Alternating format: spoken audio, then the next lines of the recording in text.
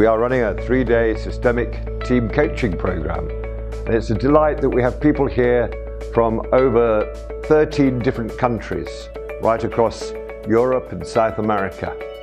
And that group includes people who are coaches and team coaches, but also people who are managers and leaders of their businesses. And it's a nice, rich mixture of learning. The coaches learning from the managers learning from the coaches. Or how do we do systemic team coaching? That is coaching that's not only about how does the team work together well internally, but how do they engage effectively with all their stakeholders. This is the second program we've had in Lisbon, and hopefully there'll be many more, all about how do we help teams become more than the sum of their parts and fit for leading in the 21st century.